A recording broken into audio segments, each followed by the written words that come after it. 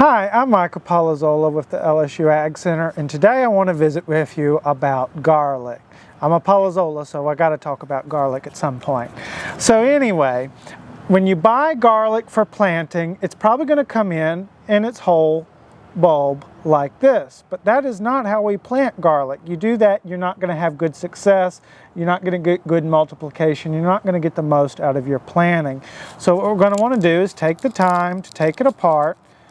And it's a good opportunity for us to also go ahead while we're doing this to feel the integrity. Now what you will find is one like this that is starting to grow, it is going to have a little bit of give to it because it's mobilizing those resources. That is okay. It doesn't have to be absolutely firm. It's also important, if you can, to buy it from a nursery or another producer that is selling garlic specifically for growing in your garden. Garlics that you buy at the store are often treated with a chemical, like your grocery store, that is to inhibit this type of sprout formation. So if you take it directly from the grocery store, while it may grow and it may be successful, it may take a while for it to sprout if it's been treated with an inhibitor. So we're going to go through and take this clove apart and see, and hopefully all of these are with good integrity. When I took one apart yesterday as I was planting some up, there was one that did not have good integrity and it was starting to mold, and I took that out and threw it out because it was not going to be successful and grow in our area. This would automatically rot for you. So going through in here, do be a little delicate because you don't, but don't be afraid to use some force to pull them apart. And at the end, you should be left with that bottom plate too as you take all these apart.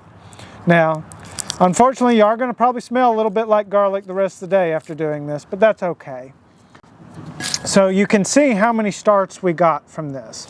And from here, one trick I've discovered is that this will follow through size-wise all the way through cultivation. So our bigger pieces like here are going to make a bigger bulb at the end, then a start like this will probably make a smaller bulb. But don't let that discourage you from making the best out of your smaller ones. You can grow them. They will make good use for you. You might want to maybe separate them in your garden so you can watch and see the staggering of size, because these smaller ones might not be able to compete as well with the bigger ones. So I might separate them on size as I'm getting started so that I can plant all the like-sized ones closer together so that these have a better chance against one another than these. A separate row will do a little bit better. And you can look in here in a pot where I got some started yesterday. These were already sprouting as I took them apart, which is one reason I went ahead and got them planted as quickly as I could. There's several planting dates, but really in Louisiana we're going to have much better luck planting them in our cool season, the fall. If you're going to do a spring crop, you're really probably going to want to get it started as early as January. So go ahead and get them planted in our cool season so that they can get a good start. And preferably something that is nice and well drained. A heavy soil might stunt their development. So something like this substrate here growing in a pot should be fine, should develop adequately, and I'm expecting to get a good start with it. Also check cultivars. Don't buy indiscriminately. This Cuban purple and Texas rose are two varieties that are supposed to do well in our region. I'm growing them to find out if they do, so I can recommend them or not. So make certain that what you're getting is recommended for our area so that you have success. If you try something that likes it a bit cooler, it might not do as well for us. Or something that likes it a bit drier, it might rot.